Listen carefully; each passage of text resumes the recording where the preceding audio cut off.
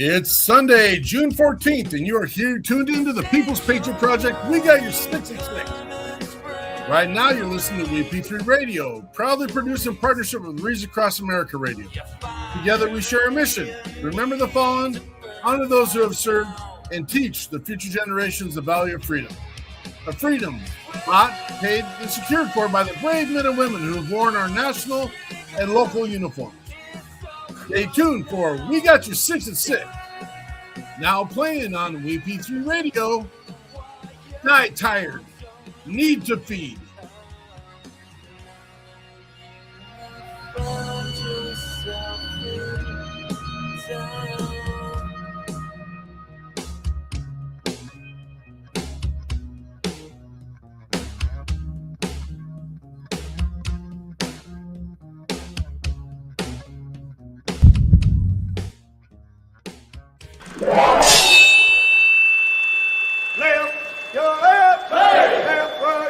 You got it!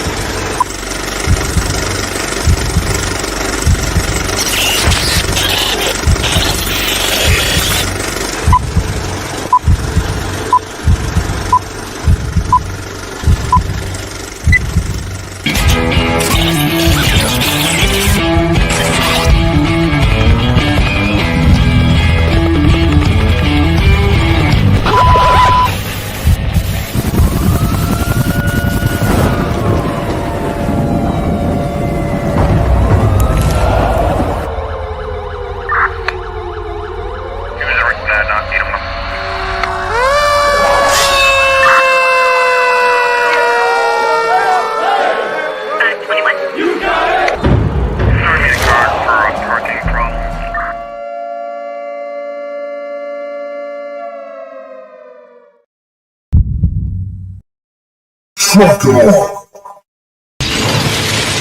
Tom Cruise, roll out.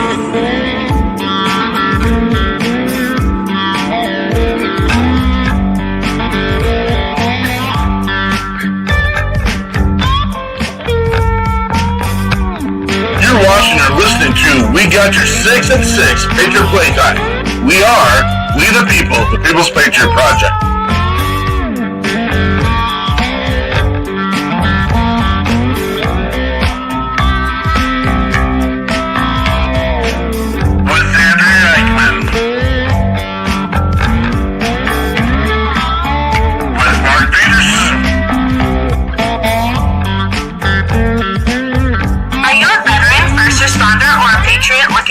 To put your skill set, your thoughts, and ideas, or want to help continue the mission, you have come to the right place.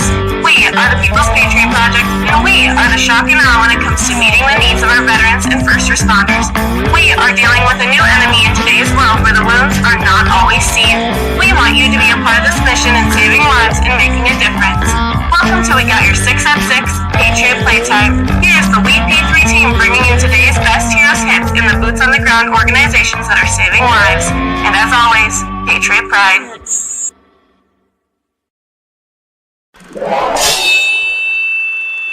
Left, your left, hey. Left, right, your left. You got it! Trucker.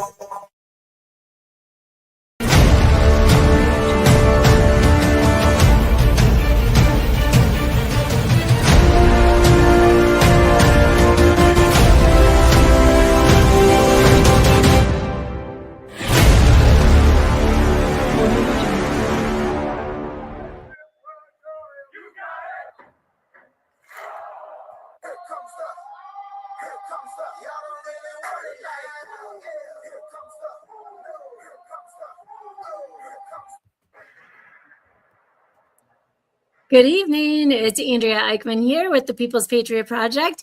I am here tonight with Mark and Frank, and we are here to bring you our We Got Your 6 at 6 weekly show. Every week, we bring in a guest, we bring in an artist, and then we share all the good and sometimes not so good things happening in our world. And tonight, we will have Jason Sedotto along with Nick Crouch, and then we will have, coming from Barnside Brotherhood, and then we will have music with Brian Grilli. It's going to be a fun night. I can tell already. Seems like a good bunch of people. I do want to share real quick, Jamie Peacock. Thank you, Jamie, for being here. Awesome to see you. We would like to say a word quickly to our sponsors. We have Catch 22 with Derek Iozio. I'm sure Derek will be popping in here in a minute. It is Catch 22 Peer Support Group, and Derek Iozio heads that up. Just a social group. If you'd like to join a social group, it's a group of people who can help and support each other if that's what you would like, or just stop in and drink a cup of coffee with them while they're hanging out. Great group. We got your 6 at Catch 22 with Derek Iozio. Catch him at the link that we just shared, Facebook and his website and all the good stuff. Then we have got Operation Texas Strong.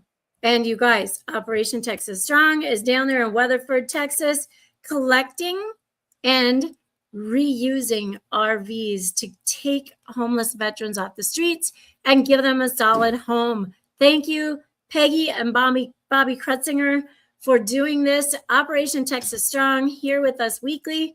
Thank you so much for being here. And then we've got, last but not least, we've got Stephen Rainwater and Jonathan Wills, and you'll be hearing more and more and more about them. They are coming at you from Builder Growth Engine. And with Business Growth Engine, sorry, their emails are different than their name, Business Growth Engine, they are building everything you could possibly need in the tech world. And it's AI friendly. And I say that cringy-like because I'm just learning to like AI. So all of our sponsors, all of our guests, all of our listeners, we want to thank you. Thank you. Thank you for your weekly support. Thank you for tuning in. It's awesome having you all here. Before we dive into this week's show, though, please take a moment to join us for this amazing version of the Star Spangled Banner with Dave Bray, USA.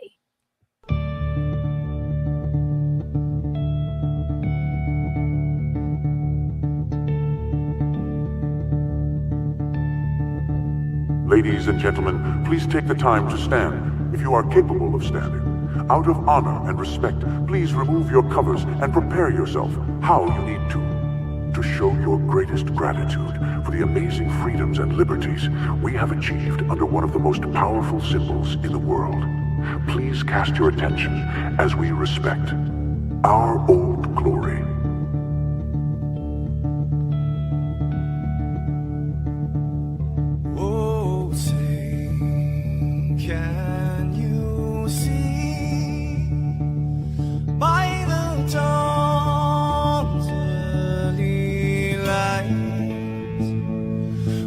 So proudly we hailed at the twilight's last gleaming, whose broad stripes and bright stars through the perilous fight.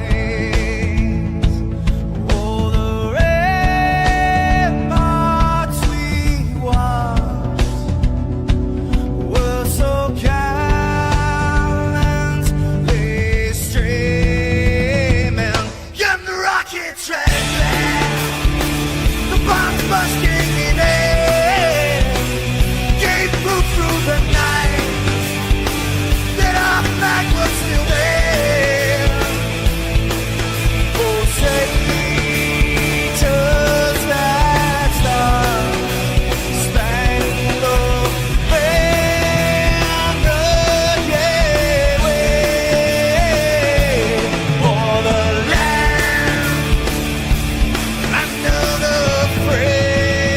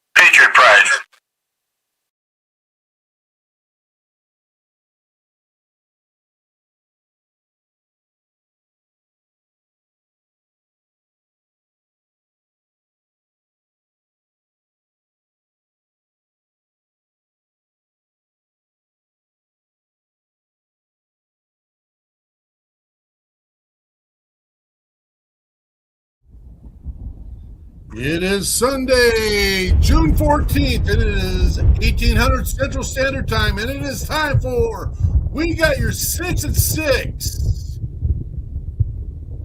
I just got three things to say. God bless our troops. God bless America. And gentlemen, start your engine! I took the loop off this week.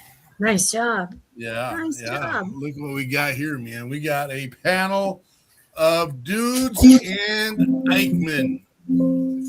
We've got Brian Grilli in the house, currently out in, I'm assuming, Maryland, because he told me he was in Baltimore. And then we got the Barnside Brotherhood, Jason and Nick, down in Louisiana.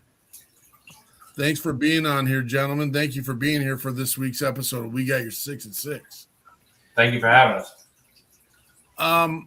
So every week we come here. We've done this for 309 episodes, and we get excited every weekend we get to do this. I can't tell you the number of proud papa moments we've had over the last 6 years doing this, but we all have a job to do, folks. This is for the veterans and first responders listening. This is for those that are not veterans. This is for everyone. And we have another spokesperson with the People's Patriot Project. We're going to give him a little moment to get a message out there. This is Bastian the Bison. At the People's Patriot Project, our mission is more than just words. It's a call to action. Each of us bears the vital responsibility to check your six. We begin this important journey with a moment of self-assessment. Ask yourself, are you truly mission ready? If the answer is no, don't wait in silence. Reach out. Use your skills. Lean into your resources and connect with your network. Whether you turn to a trusted friend, a supportive organization, or dial 988, remember, you must be battle ready to stand strong for the mission ahead. Once you feel equipped, take that next step. Reach out to 6 people in your circle. Check in on them.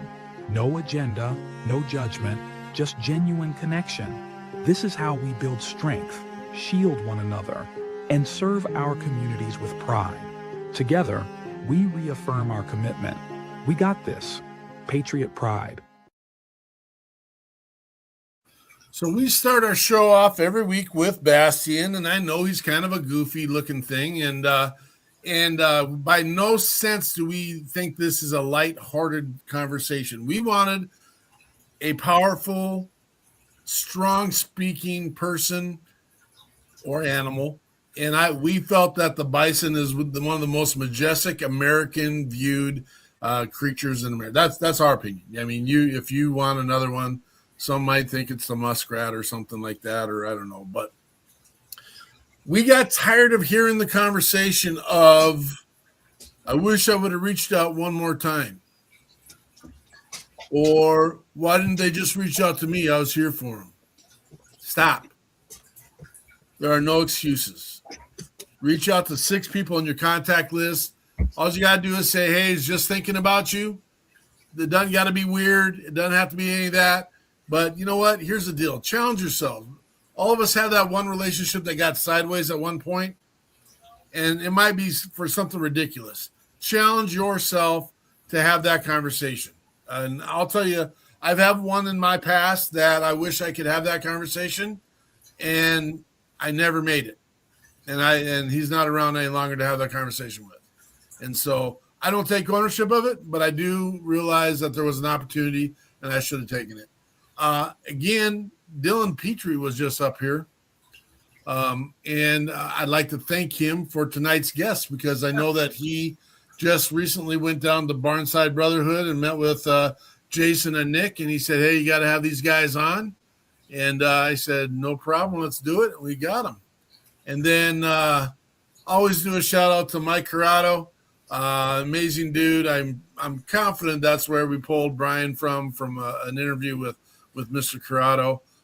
He's doing his stuff, getting his things done, and I love his content. I love his music, and he's doing some good things with his I don't know if you call it a podcast, but it's a music feature with veterans. So good to have you here, Brian. Good to have you here, Jason and Nick. Let's start it off. Jason and Nick, tell us about your service and tell us about your mission. So I joined the Army in 2004, went straight to Iraq right out of basic training at Airborne School. I was wounded in October of 2004. Did one more tour in 2005 and 2006, and I was medically discharged in 2007. And for me, I kind of ran from my service and just went to work. The Army lost my medical records, so I couldn't get help from the VA at first. And I went to work and worked. That's all I did until the pandemic. When the pandemic hit and I lost my job, that's when everything really spiraled for me. And I had this property and these horses. My wife went to work and my sons and I went on the property with the horses. And so when we came out of the pandemic and I got to go back to the VA, I had located my medical records on LinkedIn, believe it or not, and met a doctor who treated me in Baghdad. He sent me my medical records, so I was able to get my 100%. And after the pandemic, meeting with the psychiatrist of the VA, he asked, what I've been doing. And I told him just raising horses and hanging out with my kids. I haven't went back to work yet. He said, that's expensive therapy. I'm glad it's working for you. I didn't know anything about equine therapy before that. And he kind of sent me down that rabbit hole.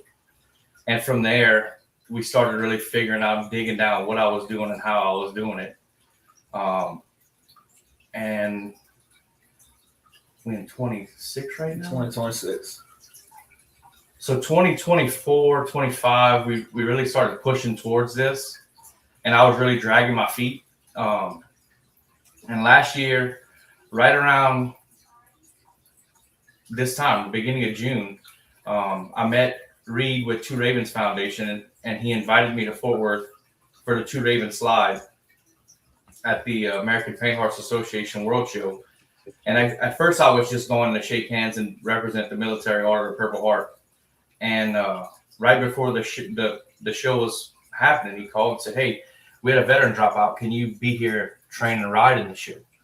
And I had never ridden that type of horse before. And it was that moment where I didn't have time to do it, but I said yes anyway. Went to Fort Worth or Weatherford and trained with one of the greatest reining horse trainers in the world, one of the greatest people in the world, Casey Deary. And I had the time of my life. And at that show, that's really when my wife bought into it, because she's seen these 10 veterans in this warm-up pen with these horses and what it was doing to us. And none of us had really met each other before. But it was 10 brothers on these horses competing in that show. And that's kind of when my wife really bought into it and pushed me off the ledge. And we got home from that show, and it's been boots on the ground building Barnside Brotherhood ever since. And the way Barnside Brotherhood was born, the VFW came out, and there's a picture on our Facebook page of a fella sitting in a rocking chair petting a horse. And in that moment, he said, I wish we'd have had a brotherhood like this a long time ago. And that's where Barnside Brotherhood, the name came from. That's where it was born. It's been an amazing ride so far. Nick, you better get in there and say your spiel, brother. I guess I'll jump in now. My name's Nick. Me and Jason, both from South Louisiana. We've actually known each other for probably, I don't know, 10 years or so, but we never really hung out, met each other at veteran events and stuff, but never really hung out like post-veteran event, like veterans will do. But I joined the Army in 2005 at the age of 17. I went through basic training and got out of basic training, got sent over to Fort Riley, Kansas. I was a combat engineer with the 1st Infantry Division, 1st Engineer Battalion.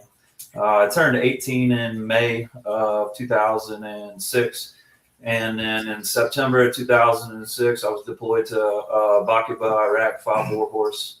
I spent about 14 months and 2 weeks over there. I was medically evac 2 weeks before my unit was coming home from Iraq. Multiple IED encounters. Ended up with a traumatic brain injury. By that point, I was 19 years old. So medically evac out of Iraq with a traumatic brain injury. Went to Germany, went to BAMC in San Antonio, and then back to Fort Riley to med board out. So I'm medically retired at the age of 20, and then came home and went back to work myself. Spent 19 years after I was med board out, self-medicating with alcohol. Just really didn't know how to go about getting better. And about a year ago, Mother's Day 2025, I got sober, dedicated myself to working on the things that I was dealing with, PTSD, anxiety, I guess the whole 9 yards as far as like the mental health goes. Throughout that 19 years, I stayed active in the veteran community, supporting other veterans, doing what I could, where I could, but it was just kind of all over the place, So in the last year of my life, I've refined that and kind of put my head down and said, like, if I'm going to help veterans, they deserve my best. So I started refining that, actually learning how to have conversations and all. But me and Jason met back up at a veteran fishing tournament that I was captaining for, and he was there representing the Military Order of Purple Hearts, and I was, in a dark place mentally at the time, and so Jason invited me out to the ranch, and after making excuses not to go for a few weeks, he finally got me out there, man. So I showed up there in September of last year, the end of September of last year, and I just never left. At the time, there was no nonprofit status. There was no real Facebook, no website, none of that. It was just like veterans and horses, right? And man, I fell in love. I enjoyed the horses for myself and what they were doing for me. But what I really enjoyed was seeing what the horses were doing for other veterans, right? So I just jumped in the boat with them, and we took off running, and we've been trying to build this thing, from the dirt, and neither one of us know what we're doing. But we're doing it the best we can, So we've got a website now. The 501c is done. And I'll actually be riding in the show that Jason rode in coming up a year ago on the 24th. So I'll be participating in that show this year. And man, we're just out here trying to take care of veterans, trying to help others as we figure our own stuff out. I love the story. I hate that you had to go through some of the adversity you had to go through to get there, but we have found in the world of helping veterans and helping, sadly and unfortunately, sometimes you got to go through that trek to be able to tell other people how to get to where you got. And so we're glad you're with us, gentlemen. Thank you for being, and thank you for coming on to the show tonight. We're excited to hear more from you here in a bit. Appreciate you having us. Brian Grilli, tell us who you are. And the Dane in me wants to say Skull to begin with, just for the record. I don't know if that's the heritage in the background, but I'm feeling it, man. I'm feeling it. Well, yeah, there is plenty of Nordic background in my family tree, but so yeah, thanks for having me on. My name is Brian Grilli. I'm a musician and Navy retired EOD guy, Navy. So yeah, I don't really have a big story, I guess, other than the fact that I'm here in Baltimore. That's my story, and I'm sticking to it. So, but yeah, no. But what are you doing post service now? You're still in the mission with your music. Yeah. I try to do as much as I can to help any organization out that either reach out to me or I'm involved with. Navy Special Operations Foundation, Navy SEAL Foundation, Boot Campaign. I did Mike Corrado's Vets podcast, and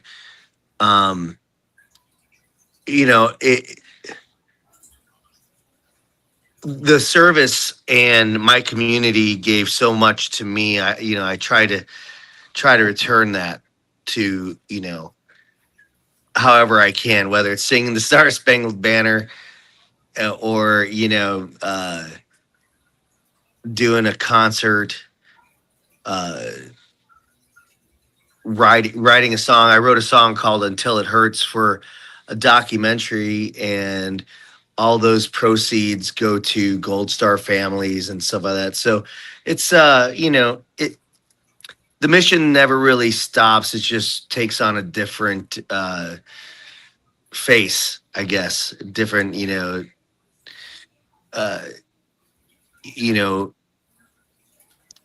unfortunately, the world today, that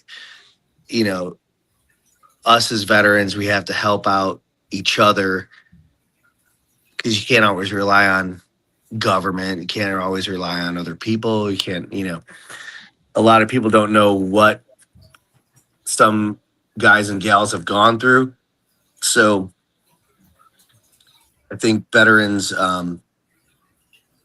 should step up to, help out those that, that you can relate to, and what they're going through, and that having that empathy and everything else. So yeah, that's what I try to do. Like I said, I've gotten so much from my time and the people that I was with, that's the least I can do. So, well, it's greatly appreciated, and we're glad you're here tonight. Which song you want to lead off with tonight? Oh, geez, I don't know. I've taken plenty of hits, so my memory, I don't even know which ones I sent you. Your newest single is my newest single. Yeah. Yes, that's right. My newest single. It got released on this Friday. It's a pretty cool song. I really dig it. I recorded it at Rancho de la Luna out in Joshua Tree with a guy named Dave Ketching, who was the original guitar players of the Queens of the Stone Age, and he was in the Eagles of Death Metal, and he's produced a ton of people at that studio. And then the Queens of the Stone Age drummer and Eagles of Death Metal drummer Joey Castillo is on this track as well. And I'm playing the bass and the guitars and singing and all that good stuff. But it's about a hanging tree.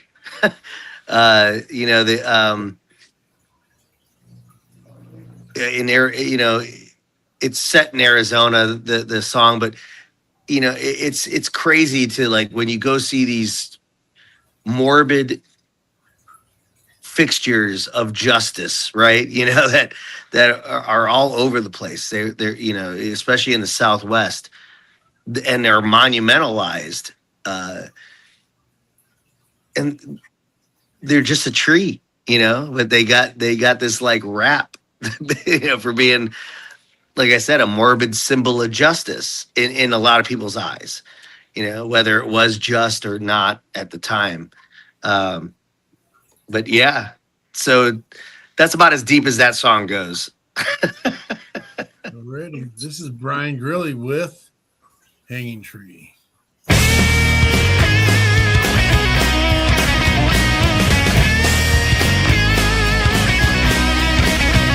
I stood underneath this tree, I looked up, got lost in the story.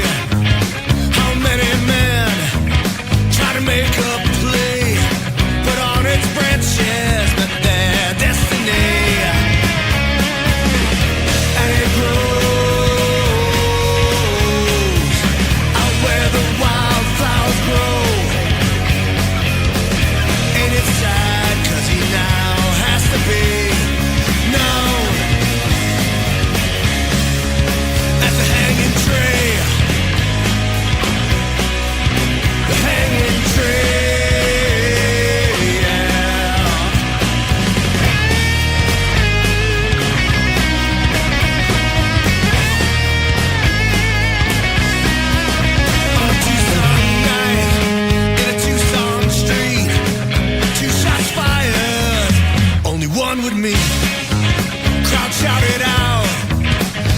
take 'em down to that old tree outside of town.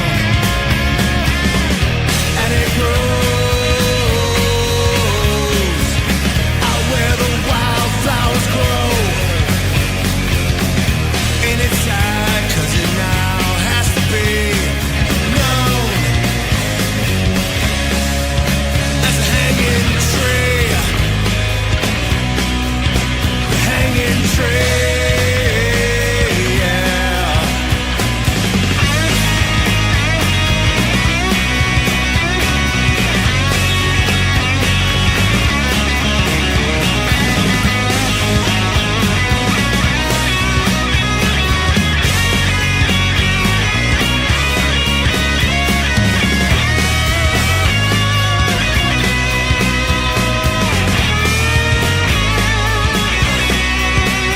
All I know makes me sad that this tree's reputation's bad.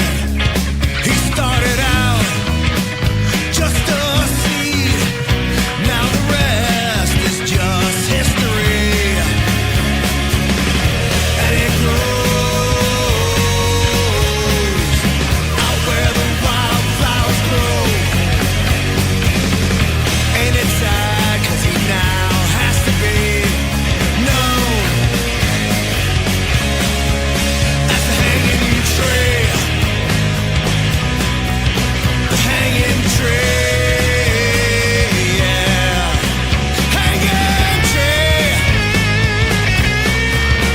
Hanging tree.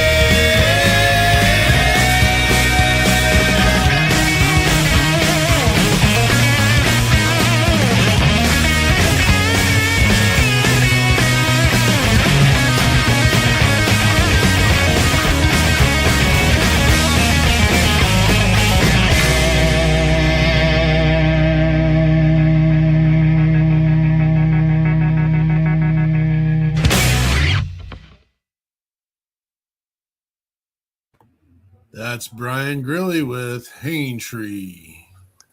I just wanted to add that that was actually co-written with a buddy of mine named Rich Stanley, who happens to also be a Navy veteran. So, so yeah, that's that just got released. It's on Spotify and iTunes and your guys' radio station and everything else. So check it out. It is on WeP3 radio, not to speak, but it's on the radio. That's the tough part in listening to the 200 and I think we're at 67 artists now, because the thread is just ongoing, and it's hard to sit there and listen to that many artists. Most of them have no less than 3 songs, but then we've got some, like I think Jen Ford's got 16 songs. And it's really hard to sit and listen to a radio station when you're waiting for an artist. But what I can tell you is if you tune into WeP3 Radio, you will hear the best music to the most honorable people in the country. And it is full 24/7 music all day long. There's no talk on there. We don't put a podcast on there. It is straight music playing America's best, man. It's the truth. It's the truth. Thank you for being here tonight, Brian. Thank you for having me. Yeah. You got the best voice for that song. That was perfect. Oh, thank you. Yeah, I got my Social D meets Tom Petty kind of vibe to it. Yeah, I can see that. I got a little Dropkick Murphys vibe there also. That like upbeat. Not in the voice, but I lost you. In the guitar. I was saying that the guitar, like the music in the background gave me a little Dropkick Murphy vibe there for a little bit. Can you hear him, Brian? No, I can't. Okay. Now I can, but go ahead. How do I?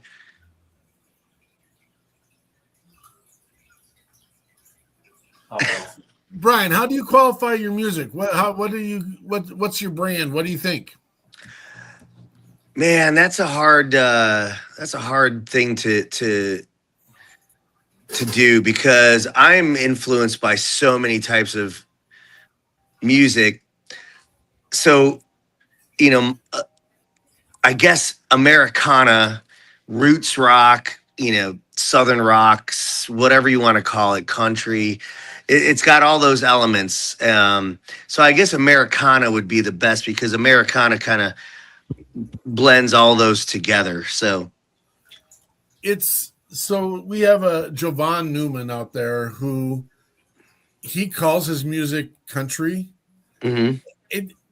I wouldn't label it country at any point in time. And he should, and he turns around and he says, hey, it's about the heart and soul, man. It's what, and I'm like, you're right. And that's why I ask every artist, how do you qualify your music? Because it's your roots, it's your heart, it's your belief, it's where you're at. I mean, if you'd have played Jason Aldean, 70 years ago, he would have been kicked off the stage like Elvis was because they're like, this ain't no country we know. Right. So yeah. So I hate trying to peg my music in one genre because it doesn't really fit in just one genre. I mean, I kind of go from that Southern rock to country to, like this kind of like cowpunk social D type of, like Hanging Tree is, it's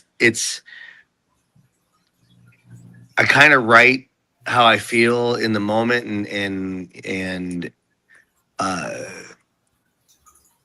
if it's a product of what I'm listening to at the moment too, I mean, it's like it'll show up in my work, and then inevitably what shows up is like little hints of my favorite band, Cheap Trick. So it's like, because I get pegged as a country guy, but I'm more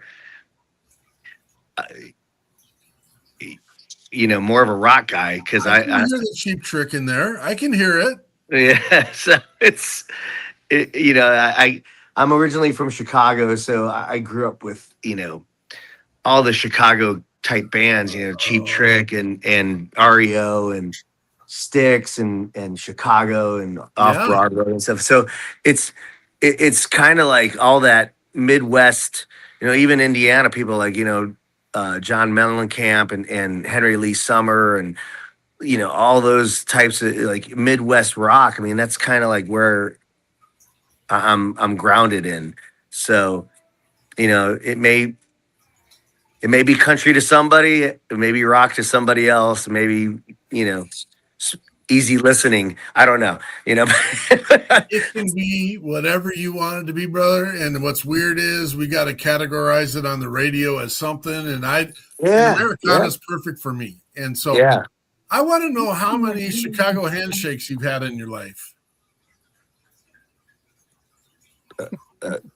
Tons. Have you enjoyed the unique flavor of the Merlot? The Merlot? Yep. Or Merlot? No, Merlot. Merlot. No. You've never had it. Oh, well. Yeah. We're going to have to bump into each other. There is the Jepson's Merlot. It's horrible. It's only made in Chicago. It's a liqueur that could make it past prohibition because it's made of wormwood. Okay. It's considered medicinal. And if you get a chance, look it up on all the TikToks, all the reels have Merlot people, and don't be affected by the result of the people's reaction of the consumption.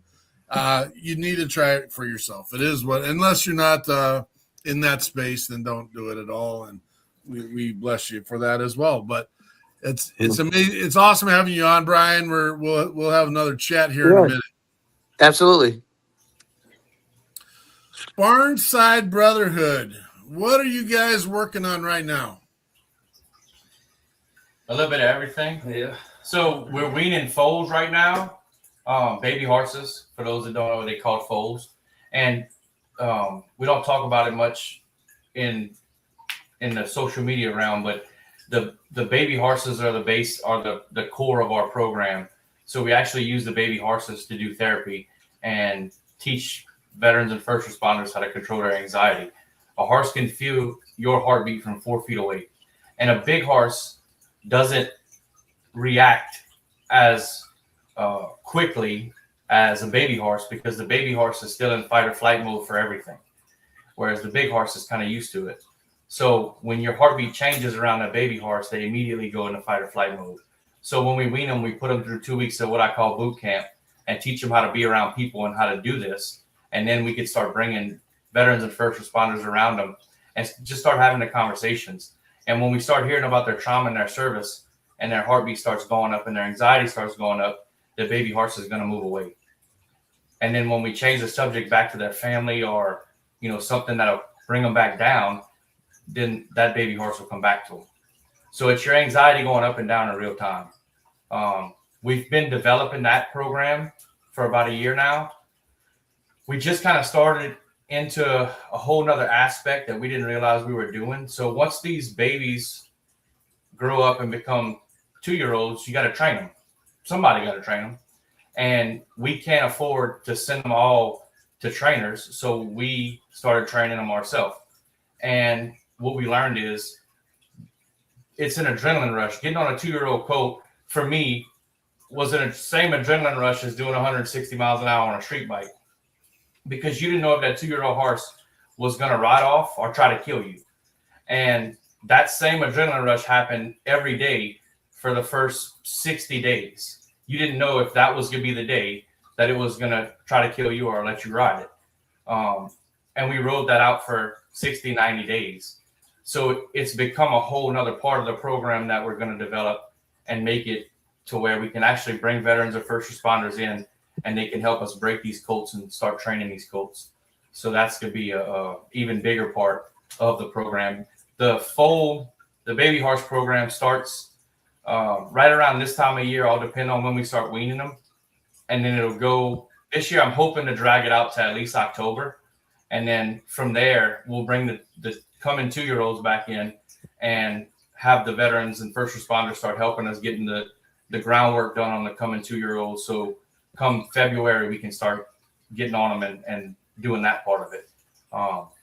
It evolves every day. Every day something new comes up. And I mean, it's a working ranch. We have 4 babies on the ground, and we have 6 mares in foal for next year. And it's growing. Since December, we started tracking people coming in and out of the ranch. We've had 109 people since December. And my wife is a saint. So she's been really helping us organize that stuff and start getting paperwork together and tracking it. It's just, we get so excited about what we're seeing happen. We don't think about that part of it. Here recently, we just helped a veteran, the first veteran, get into a 45-day rehab type thing.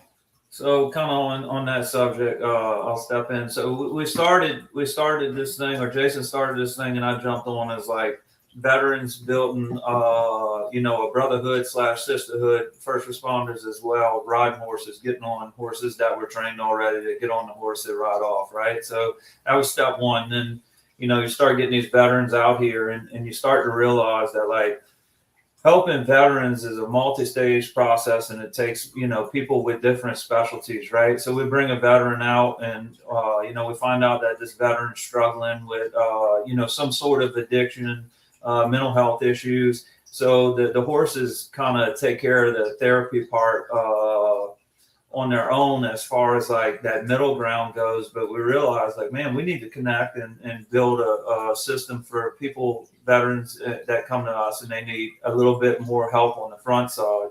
So we started networking with people here in Louisiana in the, the medical field, I guess we'll call it. And so now we've kind of transferred into where when a veteran comes to us, they get comfortable and they say like, hey man, I really need some help. Like this addiction is kicking my butt.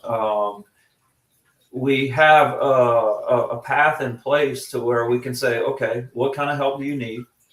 And then we can organize that help so that this guy's not going into a crapshoot at the VA where he's reaching out for help, but he doesn't know the outcome. So this veteran, this was the first time that we've kind of enacted this. We got this veteran in a bed at a facility that he was familiar with and wanted to go to. We made sure a bed was open.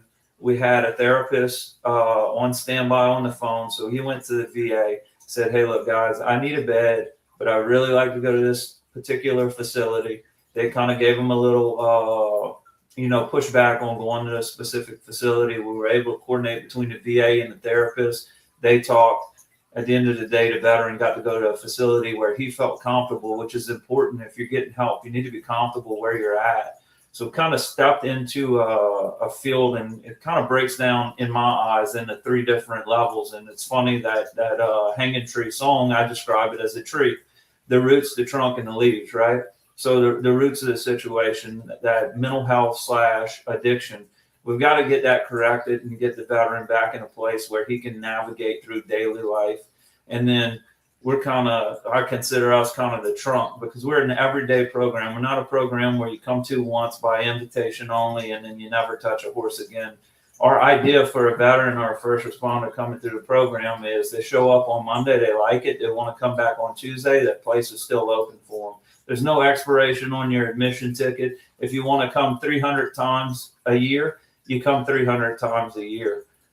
So we're really stepping into what I consider like the ongoing help for the veteran, not the immediate, like we don't have a program where we put the veteran through to get him sober. We leave that part. It's already established. What we do is we make that transition into that more comfortable and in a way safer. For sometimes you go to the VA, man, you never know what's going to happen, right? We don't want a guy going to the doctors and getting worse because of his experience there. And this particular veteran is one of the ones who really pushed me harder. He's been coming to the ranch for about 5 months now, and for the last probably 3 months, he comes every day during the week. And I overheard him tell another veteran one day. He said, "Man, the only thing I had in my future before I started coming here was the bottom of a bottle and the front of a pistol," and that really it punched me in the gut, because up until that point, I was kind of doing it. I knew I was helping guys, but I didn't realize we were helping them that much. And another Navy veteran told me one day that, the ranch has done more for her in 2 months than medication could have done in 20 years. So it's little things like that show us it's working and give us the drive to continue pushing forward and make it bigger and reach out farther.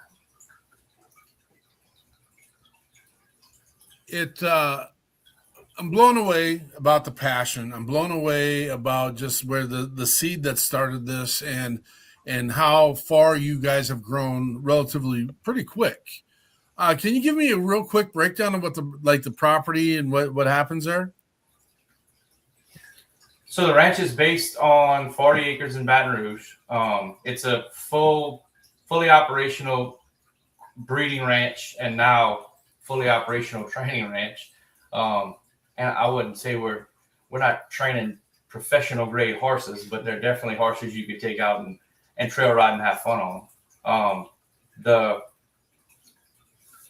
It's set up now for this program. We kind of made sure to build the arena and the sitting area and the rocking chairs, and it's all set up for this. When a veteran gets there and they walk up and introduce themselves, we can take them in the patio in the arena, sit down in a rocking chair and talk to them. It's not happening too much right now because it's real hot down here, but in the spring, there was typically more than 1 or 2 veterans already there, riding horses every day, doing stuff every day. So it really made them feel comfortable right away, because they saw other veterans there doing stuff. And they saw Nick and I are both veterans. So it's not like they're walking into a barn and meeting people who have never been in their shoes. So that I think that really helps the comment when they get there, because that's the hardest part when you first get there, showing up. You guys got good coffee? We got great coffee. Community coffee, the best in the world. And we're not sponsored by them, so. Yet, but if they want to reach out, we're open for a conversation. 100%. Let's make that happen. Let's just get it done. Do they got a pecan roast? We'll have to. Well, it depends on where you're at. I actually have a pecan tree right next to the arena. Yeah. So here in a few months, they'll start dropping pecans. You can sit in a rocking chair and eat pecans right there. Can you eat raw pecans? Oh, yeah. Oh, heck yeah. I thought they had to be roasted. Oh, no. No? All right. I'll mail you some. Eat that right off the ground. I had 9 trees next to the house I owned in Waco. Nice. That's I used to actually pick them up in garbage bags. Mm-hmm. Pecan trees are how we gauge if winter's over yet, if we're going to get another freeze or not here. Yeah, so when a pecan tree blooms, that means that you're done with the freeze. You can plant your garden. Don't put your tomatoes in the ground until the pecan tree blooms. You know, there's 3 ways our country has decided to say pecan. And it's funny. And so we did an event down in Louisiana. And, it's down around Thibodaux. Okay. It is what it is. But apparently there's a vernacular down there, and they will correct you in every word you say if you don't say it like them. And I'm like, do you folks all hear how you speak down here? Because it ain't nothing like anywhere else in the world, just so you know. It was endearing. It was fun. Had a blast down there. I think, I'm going to be honest, Louisiana is one of my favorite places to hang out, especially south of New Orleans.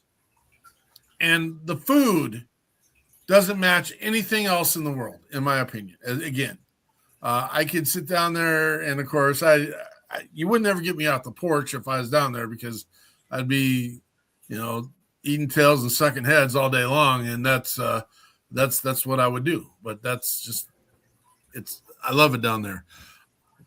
I'm excited because we do have a chapter down there, right at Thibodaux. Dylan. Dylan was just recently voted in as our vice president for the People's Patriot Project. I want to do a shout out to those guys. They just did, and I will not be able to tell you for sure 100% right off the bat. Dylan, you can tell us, chime in real quick. The event they did last year, we were the grand champions for their cook-off as a WeP3 team. They didn't get it this year, but again, I just appreciate Jonathan Crochet, Dylan Petrie, Rocky Parfait, Raquel Parfait, and I'm not sure who else was with their team, but thank you for representing the WeP3 team down there and getting the mission out there, gentlemen and ladies. I always get excited about that, and I really do want to get another Louisiana event for the People's Patriot Project off the ground as well, because that country is my country. I need to be down there. So so I need to come down there. Yep. We'll do it. Would your property be, what's the right word? Appropriate to put on a music festival of a sort? So right now, my wife would tell you no, but yes, we have plenty of parking. We have the stage, the arena. We could pack it, make it hard. We could definitely do that. Well, that's a conversation for the future, I think. Yeah, we're working on. So it's kind of an area we're stepping out into, or we're getting a lot of help. Neither one of us have ever planned an event. But we have some people helping us with that, and we look forward to doing like some jambalaya cook-offs. one thing I really want to do is we want to do a Kentucky Derby party at the ranch where everybody dresses up in the fancy hats and all, and we have the Derby on the TV. But you know, stuff like that. Like we're developing this ranch as we go. We just got the bathroom at the ranch itself finished, which is going to be really important when more ladies come out. We just tell the guys in a corner or whatever. But Jason's home isn't far from there. We take a golf cart to allow them to use the restroom for now. But we just got the restroom built. We've got to get the sewage system in. That's like our next big project. And then we got some new gates coming. They're actually purchased already. Those were donated by a guy who wanted to support the program. He asked us what we needed. And Miss Christine on her list was we had to get the junky gates out the front of the property. So we got the new gates coming. So we're working, you know, in building the ranch. The ranch is great for veterans and all right now, but we really want to get it to a point to where we can host events there. That way people can come out and see what we're doing in person. Yeah, we got a baby mini donkey named Louie that is awesome.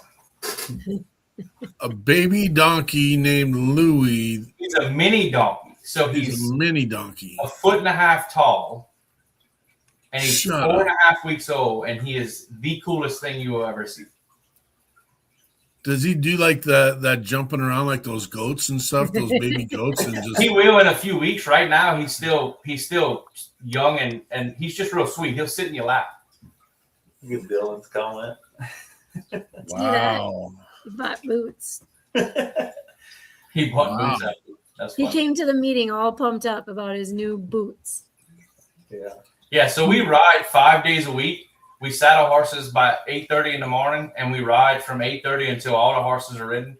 We're riding about 14 or 15 horses right now a day. We're probably going to swap that to the evening here shortly because it's getting so hot, and not necessarily because the horses, they can handle it. It's more for us.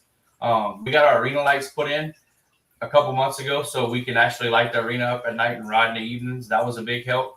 And then we just got our first huge sponsor, Parish Tractor and Kubota, picked us up a week and a half ago. Yeah. And they're coming on board, and that's going to be a huge deal for us. And then we have we talked about the rodeo or the horse show coming up with Two Ravens Foundation in Fort Worth on the 26th. That's going to be a big deal, and we got a lot of support out of that area. Weatherford has been very good to us. Alejandro Benuelas took one of our 2-year-olds that we started, and he's taken it to be a cutting horse now. Casey Deary and Miss Debbie Good actually donated a 2-year-old colt off of Downright Amazing to us a few months ago, and then Nathan Piper, another horse trainer, took him, and he's actually training him in Whitesboro, Texas. So we've gotten a lot of support really fast. It's been crazy how the industry has rolled the red carpet out for us. It's been very humbling, to be honest. That's super exciting. Yeah. Next thing, Tyler Sheridan will be shooting episodes of his shows down there, and the Duttons will be taking over or something, and that's that'd be awesome. But that name comes up often, and I just giggle because every time we start talking about something like that and it comes up a lot, then it kind of happens. Yeah. Like let's keep talking about it. It's like talking to Google. Let's keep talking about it and then just make it happen. I mean, I'm talking to a producer friend of mine, and I was like, man, it would be cool if like some big famous person would share one of our posts. Yeah. I'm on the team, man. I'm on the team. There you go. Yep. And then Brett Favre liked our page and shared our post, and it was like, we were just talking about that. Oh my gosh. Love it. He's going to go into the Hall of Fame as a Viking. You know that, right? He can go for 3 different teams, I believe. Well, he ain't going as a Bear. Brian did not agree with me with that statement. I saw in the beginning, the opening, Operation Texas Strong. They're out of Weatherford, Texas as well. And they actually, we actually teamed up with them for the Veterans House that we were rebuilding in Mississippi. And Operation Texas Strong They sent did. a camper for them. Their house burned down. They were living in the front yard in tents, man. So yeah, huge shout out to those guys. They're freaking awesome. Bobby and Peggy Krutzinger, there are not better people in the entire freaking world. Those people are killing it. Absolutely, killing brother. it. Absolutely. Stamp 100% stamp of approval on them, man. They're awesome. And literally it took a family out of tents on the side of burned down house and got them into a structure.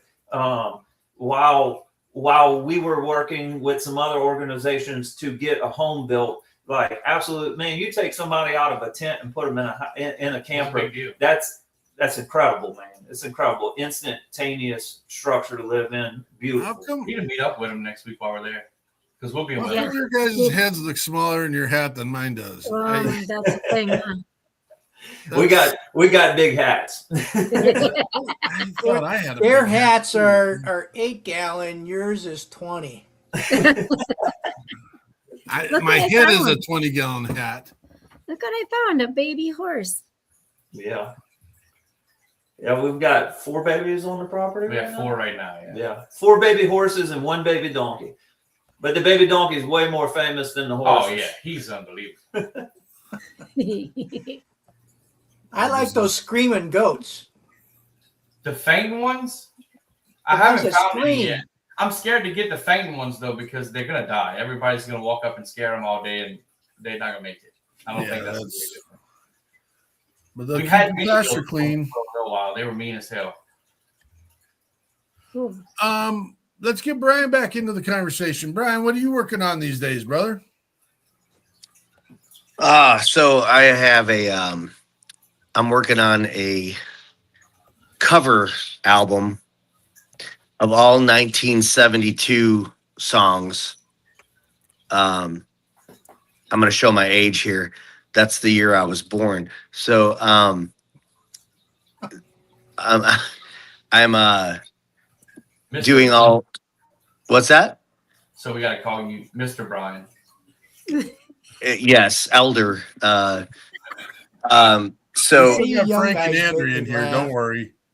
So I'm doing an album full of, like, you know, the Faces, T-Rex, David Bowie, 3 Dog Night, stuff like that.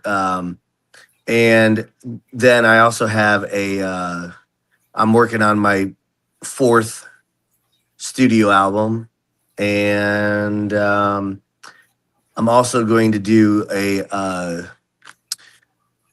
Nebraska-ish, like a Bruce Springsteen kind of Nebraska album, where I'm only going to do 4 tracks. I'm only going to have 4 tracks to work with.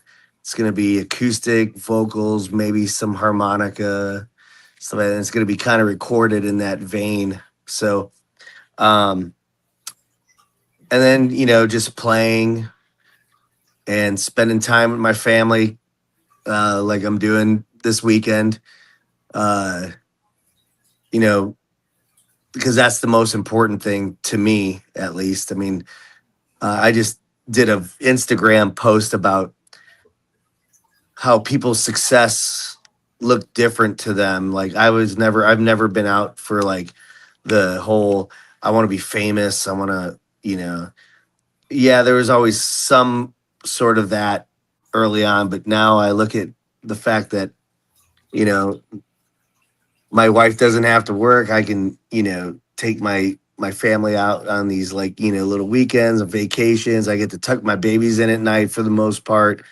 you know, and so that, and I think that's a measure of success that I don't think a lot of people realize that they have, if they have it. And, you know, been fortunate enough to, you know, do the things that I've been able, and the opportunities that I've been afforded to do. And, you know, some of the successes that I've personally had in music, especially, you know, I was always looking for more and more and more and more and more. And then you tend to look back at it and go, you know, there's people out there that are still trying to do the grind and haven't even done that stuff. So I'm appreciative for like all the support that I've had and all the people that have believed in my stuff. And like, and I think the friends and the family and everything that I have had and all the people that I've met, that's my measure of success. Right. So, um, that's what I'm doing is I'm appreciating life every day because I don't know how much longer I got on this earth, so I'm gonna make the best of it. So that's kind of what I'm doing, other than the other projects. But yeah, I 100% appreciate that conversation and the fact that I think a lot of us take for granted the simplistic part of life. Everyone wants to be on the go. Everyone wants to have all the nines. But it's so important to be thankful and realize, and that's a piece we talk about regularly. Is we got 90% of our country who hasn't invested an ounce of anything into the freedoms and liberties that they have, and they'll gripe and complain about all the things that they don't have. And it's like we're all guilty of it, right? We've all done it at one point. Yeah. And I think it takes a significant kind of event in your life to where you kind of take account and reevaluate everything and look at just things differently. And it may come, sooner than later, or, some people don't reflect until the end. And, I just, I don't want to wait till that time. I want to enjoy everything and be appreciative of everything. And, bringing kindness back and bringing empathy and bringing understanding and everything. And I'm not talking about like in some sort of political way or anything like that. I'm not going to get into that type of thing, but I just in terms of, I think humanity and kindness in general has gone by the wayside in a lot of areas of our being.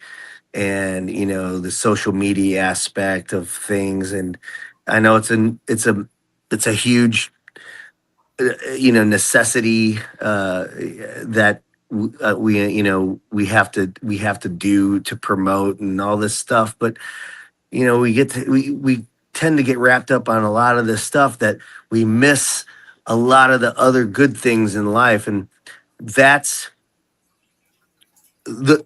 that kind of segues into my song Little Things. That song, if you really listen to the lyrics, if you have children, if you have grandchildren, you go through life and it goes by so fast that you don't take the time to sit back, take a breath, look. You go to concerts, you go to restaurants, and there's people taking pictures of their food. They're taking pictures. They're taking a video of the band playing or whatever. Or they're, and they're not looking at it with their eyes. They're never going to watch and they're never going to watch the video. They're going to post the picture and then forget about it, right? Like the best camera that you have is your eyes, right? It's those memories. It's making those memories. It's watching your kids smile when when they're running through a hotel room in Baltimore, to the pool. They're going to remember.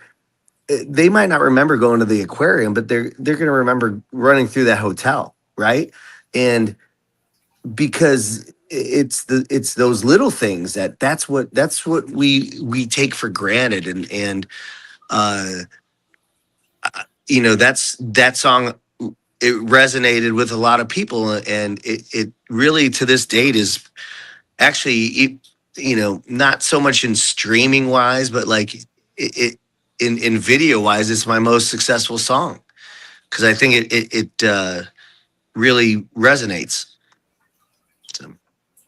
Well, we're going to get to your song here, but first of all, I'd like to thank you because I know you are spending family time this weekend. I know you were out doing your stuff, and you're taking time to be on our show tonight. And I want to let you know I appreciate that and thank you. Oh, absolutely. Yeah, I appreciate you guys. And so we're going to get Brian Grilli's song, The Little Things. If you're going way too fast along your life's path, you're gonna miss a lot of things along the way. Take it from me, my friend, it's not a means to an end. Just take each day by day. The trail's a thing that gets you there. Feel the breeze in your hair. Smell a magnolia or two.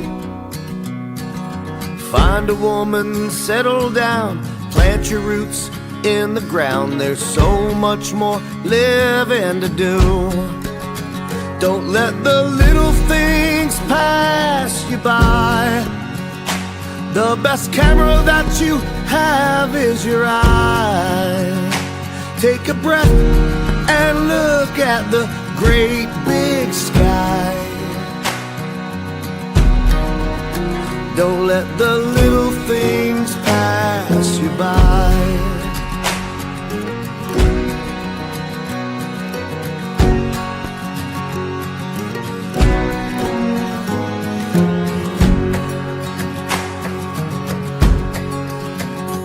In the blink of an eye, you'll be pushing 45, wondering where the time has gone. Don't worry about all of that, just grab your keys and grab your hat. Drive till the sunrise at dawn. Look over at your woman there, realize she never cared what car you drove or money that you made. Cause you are rich in family, so sit with her and just be. With a little weed and wine and you're okay. Don't let the little things pass you by. The best camera that you have is your eye. Take a breath and look at the great big sky. Don't let the little things pass you by.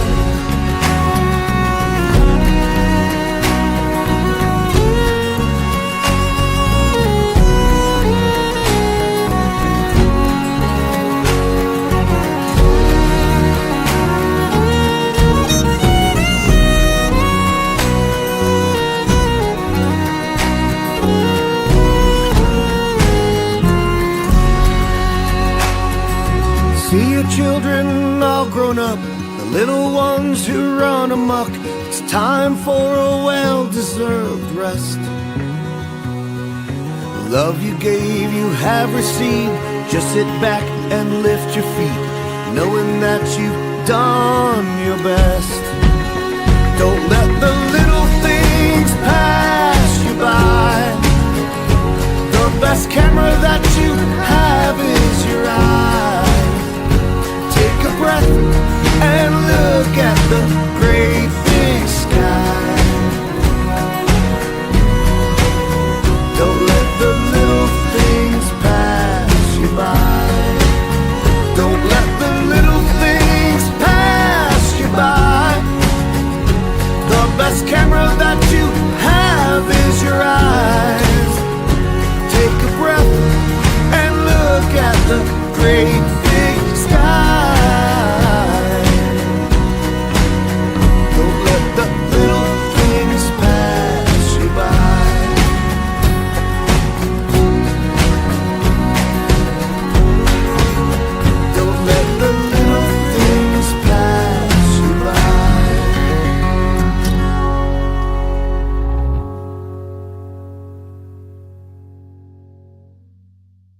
Finish. That is Brian Grilli, Little Things. Brother, that song is absolutely a blessing to me, to your family. You get that for eternity, brother. And it's going to be out there That is an amazing gift, and I thank you for putting that together the way you put that together. Oh, thank you. Yeah, and that's actually all my kids and my wife and everything in those pictures. Obviously, yeah. 5 girls, 1 boy. I wish I Yeah. could type that song into every house in the country. That's the type of song we need right now, because people are just losing sight of what's important. Well, I appreciate that. Yeah, I that song. It was funny. The we had this plaque in our house, like this little decoration, and my grandfather was a big Louis L'Amour fan. He used to read all the Louis L'Amour Western books, Me and too. yeah, and he was one of my heroes, and my grandfather, and we bought it because it said Louis L'Amour, and I never really took a chance to like look. And the plaque had it said, the trail takes you there. Don't take it too fast. And when I read that, I was just like, wow, that just resonated with me so much that's where that whole song started from. And it's how I feel, obviously, and it's one of the most personal songs, and that's why I wanted the video to be very personal. And I was out in Joshua Tree, California at the time, actually while I was recording the Hanging Tree and a couple other songs. And yeah, it was just it turned out, and that's, it hit 1.1 million views, and all I can say is that I don't even care about the number. I care that it resonated with that many people, and that many people saw it and felt the need to like listen to it, and that's it. That's all I really want. And that's, again, that's the little successes, and that's the things that, like, I want my kids to know that, they're loved, and and that's leaving a legacy for them. So, So what part of Chicago did you grow up in? South Side. Yeah. But my family, I grew up in the Heights. Chicago Heights? Yeah. Okay, so I was born in St. James in Chicago Heights. Yeah, and then I was born and raised I was born in Chicago Heights, and then I was raised in Lansing. Yeah. Oh, yeah, man. my whole family, they came from Dedham, Massachusetts to Chicago Heights, and it's pretty funny because they're all Sox fans, but not the White Sox, the Red Sox. But anyway, yeah, so that's amazing. I meet very few people from the Heights, like outside of the Heights and that area. That's crazy. Frank, the what's Heights your was favorite just restaurant in that Worst area? city in Illinois. Frank, what's your The favorite what? restaurant in that area? What's the what? What's your favorite restaurant in that area? Well, Cipriani's. Yeah, Cipriani's. My mom used to send me spaghetti sauce from Cipriani's when I was in the military. Yes. Yeah, Cipriani's and Aurelio's Gino's. Pizza. Not Aurelio's in Homewood, the original. Yeah. Hey, let's just talk about growing up, man. Show's over. Let's just talk about the south side of the south suburbs. Yeah.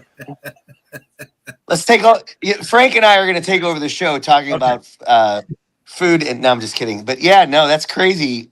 Frank, make sure to get my info, and let's talk offline. Yeah, that's crazy. Man, I love it. Well, you guys are both in the text thread for tonight's show, so you guys can run with that, and we'll get that all worked out. But how excited. Frank, you ready to roll with the news, brother? Sure. I ain't got any good news from the Heights, but we got some good stuff here. All right, our first story. There's a 4-person crew going up in the next Artemis mission with NASA, Artemis 3. 3 of the 4 individuals are prior military veterans. And the lead for the mission was a Marine colonel. He retired back in the early 2000s.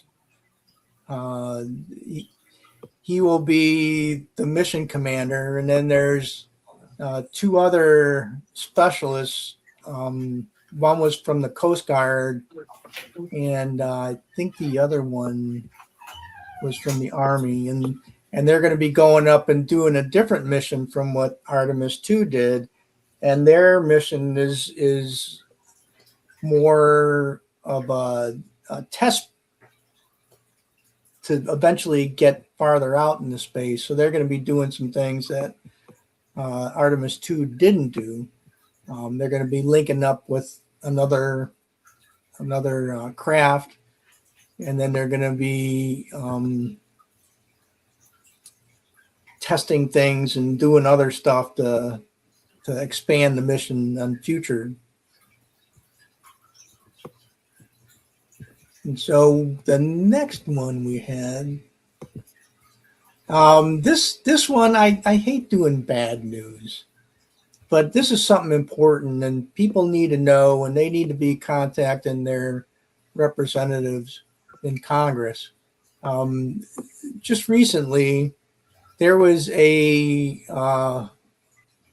proposed bill that hit Congress, and it would totally do away with benefits for tinnitus, which I find absolutely ridiculous. And then they're going to drastically reduce benefits for sleep apnea if you're using a CPAP machine. And anybody who has sleep apnea in their file is probably on a CPAP.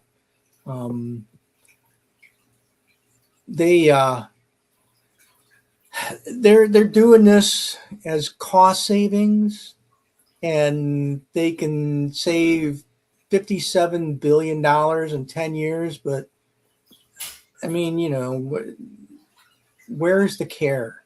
Where is the desire to help?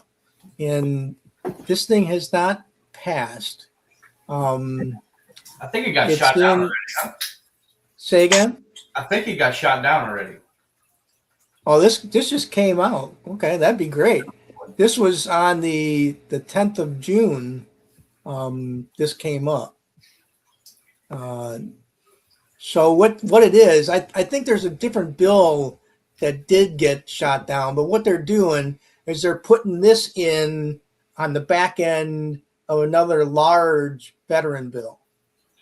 So it's just like they do all the time. They put these projects in on the backside, and people focus on what's being the big issue, and they forget about stuff like this. So it's very important that we contact our representatives and tell them how ridiculous this is. And this is where organizations like the VFW, the Military Order of Purple Heart, DAV come into play, because they're all chartered by Congress. They're VSOs. Yeah. Those organizations have a direct line to their Congress. Yeah, this came from the DAV. Yeah. So they're sending up the warning sign. Nobody wants to argue with a Purple Heart recipient on the 5 o'clock news. So typically, when the Military Order of Purple Heart calls, they answer the phone and agree. Yeah. Nobody wants to argue with us on the 5 o'clock news. Yeah. Well, hopefully this gets shot down like some other stuff that's gone away. But and then on the flip side, it's almost like they they do things. If they do a bad thing, they got to do a good thing. So now Congress is considering legislation to vastly improve VA dental benefits. I wish they would have done this a couple of years ago when I had a 6-tooth bridge put in the front of my face and had to pay thousands of dollars for it, but that's okay. If they get to it and they fix the problem, then I'll be a happy camper. So this is another story that came out of the Disabled American Veterans, and it's they're trying to push this through, but like everything else, when there's something that's going to cost money, it's much harder to get it through than things that reduce benefits. So this is another one they're working on, and they're trying to impress the importance of oral health with veterans, and hopefully this thing gets passed. I'm going to keep a watch on this and keep people updated because this is very important. Most folks don't realize the importance of dental care, and it's something that's drastically needed to be improved. And the last story we have, I can't believe this really happened. This is a doozy. This is one that made me have to read it twice. So evidently there's videos that have been taken of people. They're out in the middle of the street, either going into or coming out of the New York City sewer system. And what the heck they're doing down there is hard to tell, but there was some people they took pictures of that were carrying shovels and buckets. It's like, what could you possibly be doing down there, folks? Are you looking for crocodiles? They thought it wouldn't rain. I'll tell you, man, there's some real crazy folks out there. But they had the one video was taken on a Friday morning in the Williamsburg section of Brooklyn. And it showed a group of roughly 7 people recording popping out of a maintenance hole in the middle of an intersection in full view of passing cars. They said some of them were wearing headlamps and carried what appeared to be shovels and other tools. And one nearly missed getting run over by a vehicle. It's like, man, I just don't get it. So they're doing a study to find out what's going on, and it's just one of those crazy things. You just can't believe that something like this is going on.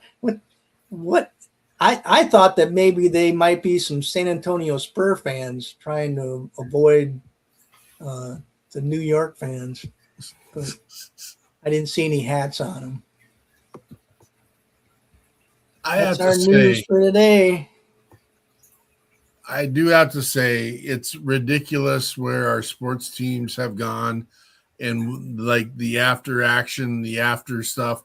I don't know, man. What's going to end up happening is they're going to end up having all these events at neutral sites, and your people won't even be able to intermix or intermingle. That was one of the most physically brutal playoff series I've ever seen. And back in the day, I think they would have kicked 4 or 5 folks out of the game. But after the game, I mean, it's in the streets. The whole thing. Oh, yeah, the fans. There was a San Antonio fan that was just walking down the sidewalk. He wasn't saying anything or doing anything, and they jumped him and just pummeled him. It's not just sports; it's everywhere. They just had horses. It is. You're right. 100% right. Do better. Be better. Bottom line. Barnside Brotherhood, give us the big vision. Tell us where we're going. Tell us what you're going to get done. What's next with you guys? So I think there's a lot of big visions, right? I think right now the big vision is to get this ranch fully operational, and from there we can start to move forward. Like on Facebook, it's called Barnside Brotherhood at Settle Land and Livestock, because our vision was to have Barnside Brotherhood in other places, not just here in Baton Rouge. We can have another one, you know, in the north somewhere, one in the east, and train other people how to do what we're doing. So I think from a 30,000 foot view, that's kind of the goal. I don't know, years down the road, is to have other ones in other places and other people running their own version of Barnside Brotherhood. Right now, it's just a matter of kind of getting the ranch to where it can run efficiently. The big thing right now is, like we talked about, is the bathroom, and then eventually down the line we'd like to get a covered arena, because right now when it rains we're down for 2 weeks. So that would be a game changer for us. We could go every day. And there's a lot of big ideas on the horizon. Some may happen, some may not. We'll see how things go. I think the feedback we've gotten from the veteran community since December, 109 is a big number.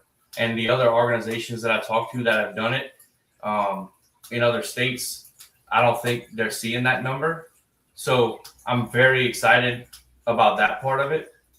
And I don't know why we drew so many so fast. I don't know if it was because of the connections we had or if it was the baby donkey. I don't know. So we're going to keep having baby donkeys, and hopefully it continues to grow like it's growing now. Yeah, I'd just like to add to that, you know, like, since I joined this thing and we started pushing it, like, our goal is to do the right thing the right way. And wherever that leads us to is where we'll go. And man, we've been so blessed with the people who have supported us and just what we've been able to accomplish in the amount of time we've been able to accomplish. And when I say accomplish, that accomplishment is helping other veterans, right? Like getting people there, getting them out of their shell, getting conversations started. So like, yeah, the vision is just to continue doing what we're doing and continue helping people. Like, it's been awesome. It's been a fun ride, a busy one, but a fun ride. Well, your mission is a blessing. It's definitely affecting people.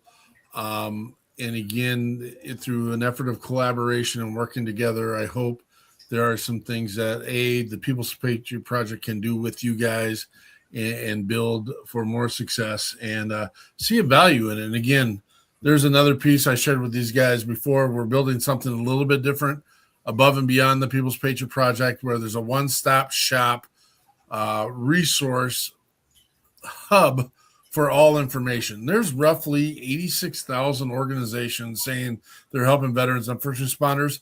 Less than 10% of them, in my opinion, based on what we do, are actually got their toes in the water doing the stuff.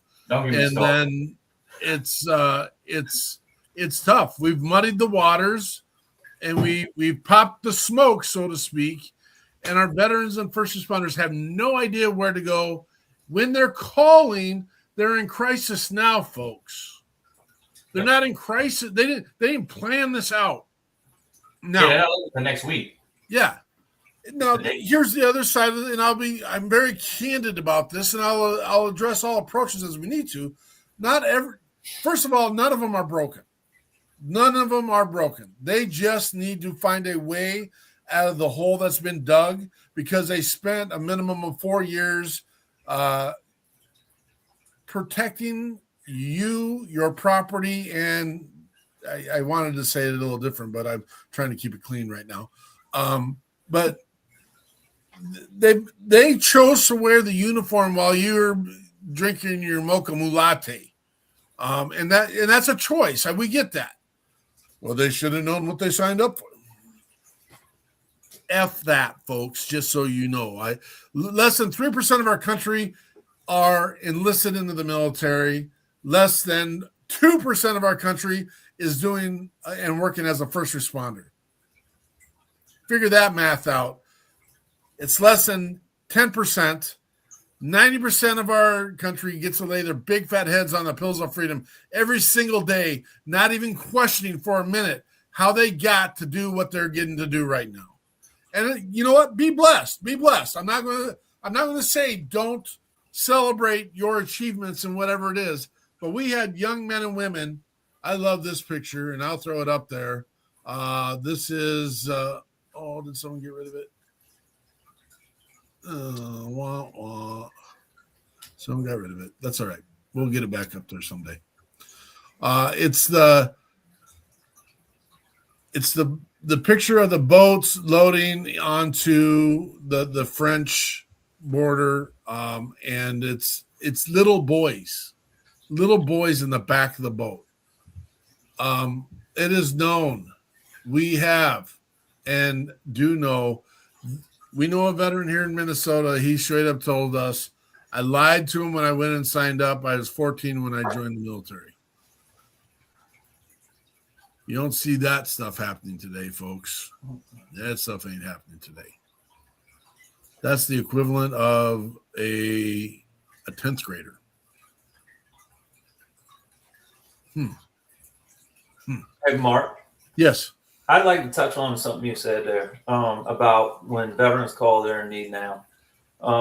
Whenever we put out us as citizens of the United States that we're going to start a nonprofit and collect money to help veterans, I think it's essential that every program that says we help veterans have a system in place, reach out, build the resources. When a veteran calls you in crisis, I don't think an acceptable answer if you're collecting money to help veterans is we don't do that here. If we're going to put that out there, man, we got to be responsible, and we got to have something for these men and women when they call.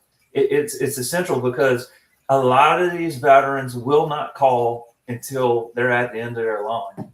If you say you're helping veterans, you're going to get more calls from people in tragedy right now than you are men and women who aren't. So I think that's really important. And I want to challenge people to have something in place. Do the best you can. It might not be perfect, but do the best you can to have an answer rather than just saying that's not what we do here. Or just call it VA. Best. Well, tomorrow at 4:30, the People's Patriot Project comes back on for what we call the weekly debrief, because I don't want to fill this show with the People's Patriot Project. This is about Barnside Brotherhood and Brian Grilli tonight. But there are steps that we proactively take in our organization that does not leave someone hung without a phone call, without an email, or someone saying, "Oh, go check this out." We don't play that game. We call because we've got the benefit right now of we got the benefit of this amazing network that's been created by all the organizations that have come on to our show. And we say, oh, you're in Louisiana and you need help and support. It may not fit into Barnside Brotherhood, but you know what? I'm going to be boots on the ground and I'm going to call my brothers. Give me a second here and I will put you on a call with Barnside Brotherhood, myself, and the veteran in need. And so expect a call because not sadly, I don't know how to address this piece, but our team down in this one's in Louisiana. They are probably the most giving, and we probably help more veterans in Louisiana than any other state. And because they're out there finding and drumming up the veterans that need the help and support. So you're going to get a call from us, guys. I'm just going to let you know. We're here, I know Dylan, you got Dylan in your pocket now too. So I know he's a super fan, and you know what, that guy don't ever stop. So and you don't have to be into horses to come and hang out at the ranch. I mean, we have veterans that just come sit in a rocking chair, read their book, and watch. So we're not going to force you to get on a horse or mess with a horse if that's not your thing. But you still have a place to come and hang out and be around like-minded people. You guys are a blessing. Thanks for being here tonight. Don't go anywhere. We got final thoughts coming up. Brian Grilli, what's the next big step? What's the next big vision? You did try to get into it a little bit, but that's the way our segments roll. So giddy up. Yeah. What's up? What's up for me? Well, I mean, I'm gonna be on, playing at shows all over, and like I said, I'm gonna be doing the next 3 projects, and like I said, just enjoying life, and to add to what you guys are saying, and I've had this experience. If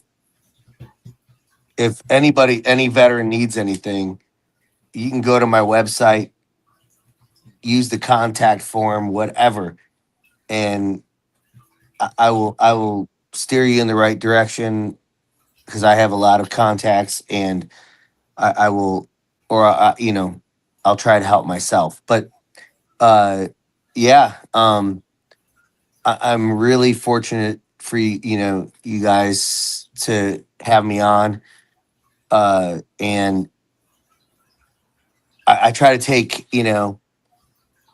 every day at a time, for the most part, with still having the visions, but if you guys are, if you guys go to my website and see, if I'm playing in your town or near, come on out, come see me. Obviously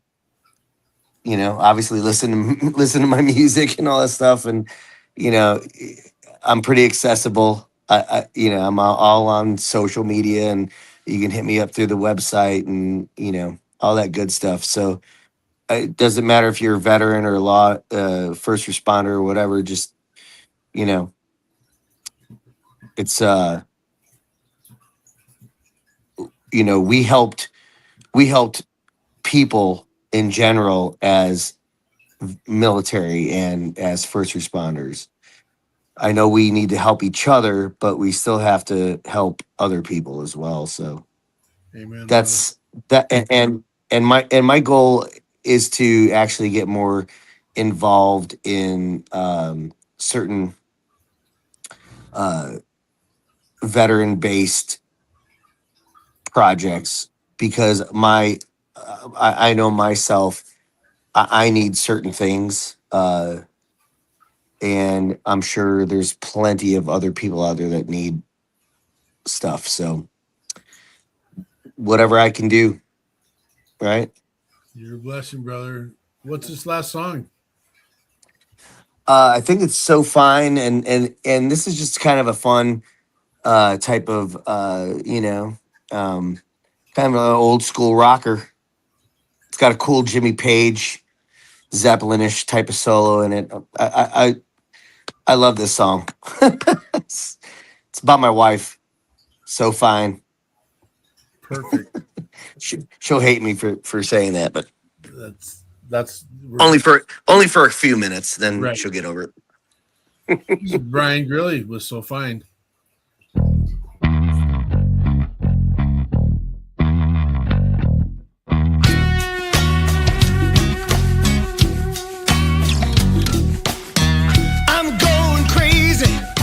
Yes, I'm going crazy.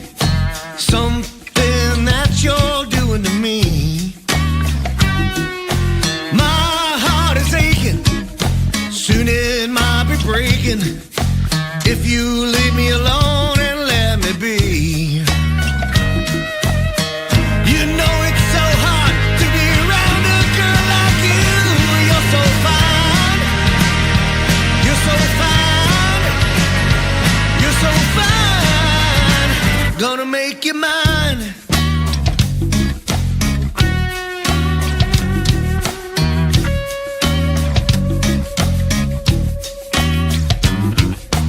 We might have something, maybe we got nothing. We'll never find out unless we give it a try. So come on over, get a find out if we're lovers or call it a night. You know it's so hard to be around a girl like you. You're so fine. You're so fine. You're so fine. Gonna make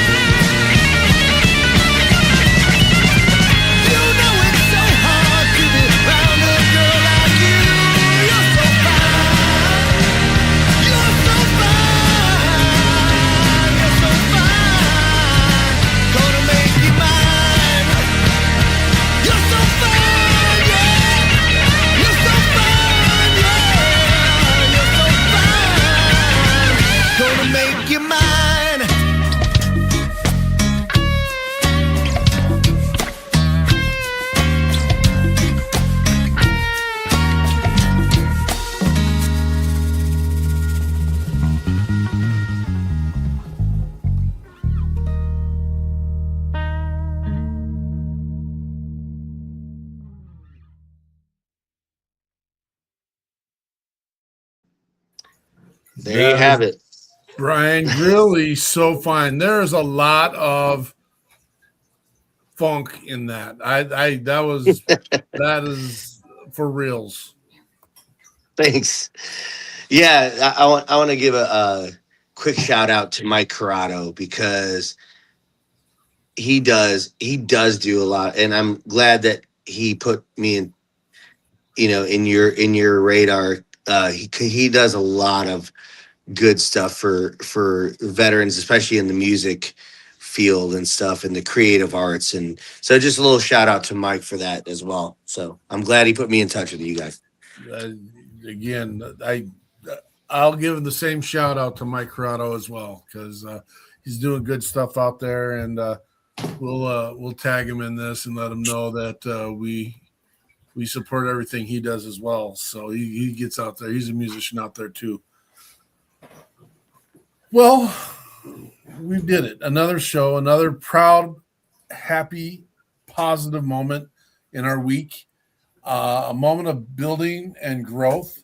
And I'm just ecstatic one more time. And again, sometime during the show, we come up with a calculation, a formula, or a thought that resonates to each one of us differently. Listening to music, always you get a different song, a different vibe, a different meaning, but we live off music. Music plays every day. I spend more time listening to music than I do eating. Thank goodness, but it's probably really super close. Anyway, music is a sustenance, and people live on it. Every emotion that you can imagine is achieved through music. And so that is one piece, but I don't want to get too deep into the weeds right now because Frank usually leads off the final thoughts, and that's where we're at this moment. Final thoughts. Go ahead, Frank.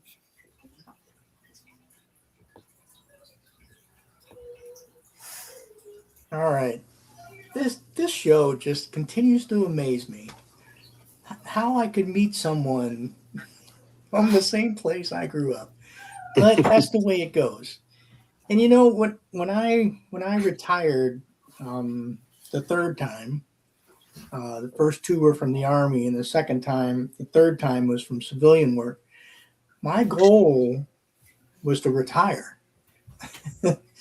and somehow it just hadn't turned out that way. But there's times when things happen, and I've said this on previous shows, things don't happen with no reason. Coincidence does not exist. There's a plan, we just don't know what it is. And so, I'm busier now than when I worked my last job, and I'm loving it. But there'll come a time when it's time to just retire, and I'll be ready. Right now, I'm not. I love doing stuff, and I wouldn't be doing the things I'm doing if I didn't think that's what I was supposed to do. And that's my path, and I'm taking it until there's a sign that tells me not to do it anymore. So what I would say is just like what Brian's song talked about. Slow down. Look at what you're doing. Take the time to take it all in, and because you can't get those times back. And I've lost both my parents and a lot of my friends, and you just can't get it back. So enjoy yourself, enjoy your times, celebrate with the ones you love, and make it the best life you can possibly have. God bless you all. Mr. Grilli, final thoughts. How can I follow Frank? Yeah. I kind of second that. We really need to kind of come back to the times where, things were a little bit simpler, and we don't take for granted our freedoms, our families, our experiences, everything else. And I just really appreciate time people give for things like this, time people give to do good things for other people, and to bring other people that can help people in need, and people that not only are in need but deserve the things that we can help with.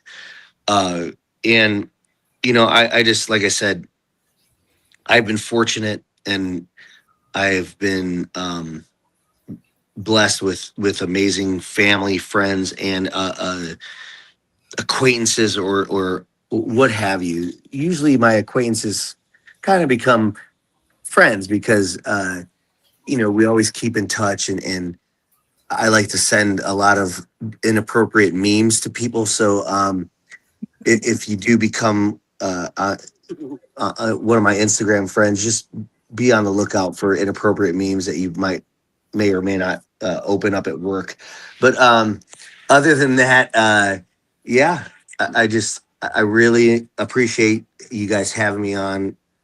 I appreciate you guys playing my music, and I appreciate you guys, what you're doing, and bringing on the people that can help.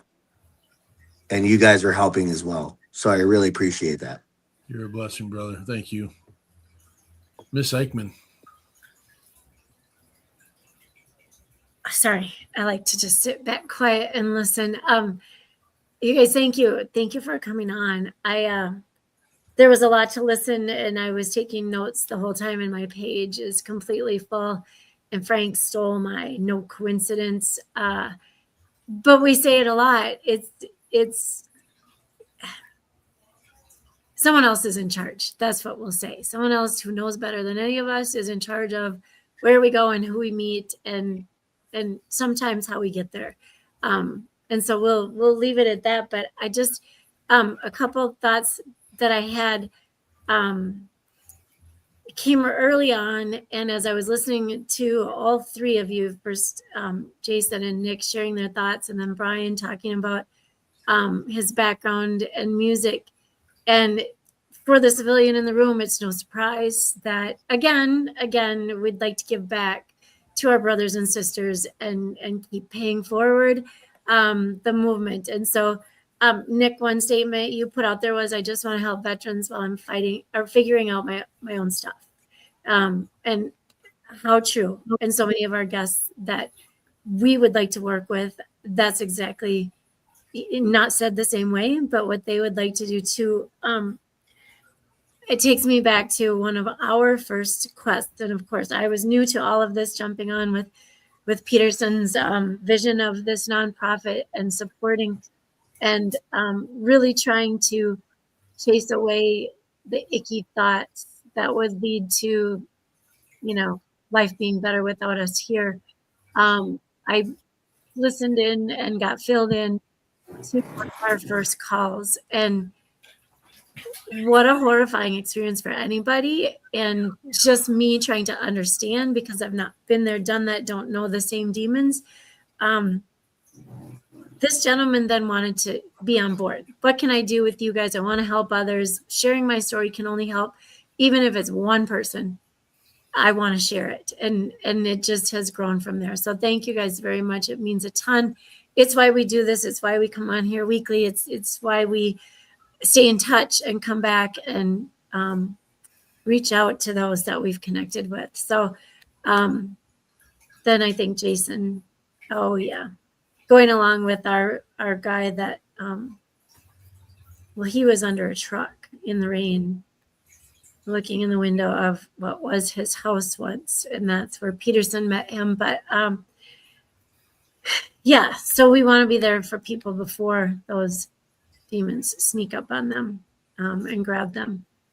So thank you for being here. We just have a couple things coming up, and really, I just want to share right now our radio link, because we'll be able to hear Brian's music on there now. And so be sure, as I'm scrolling up and down the wrong page, be sure and check out our WeP3 radio. Here's the link real quick. It is internet radio, so you can get it anywhere, and then, zip it through your car, everywhere that you have that ability. But there's our link for WeP3 radio, and you guys are welcome back anytime. Seriously, we will be back in Louisiana, and you will be one of the stops that we stop and visit. So thanks for coming on.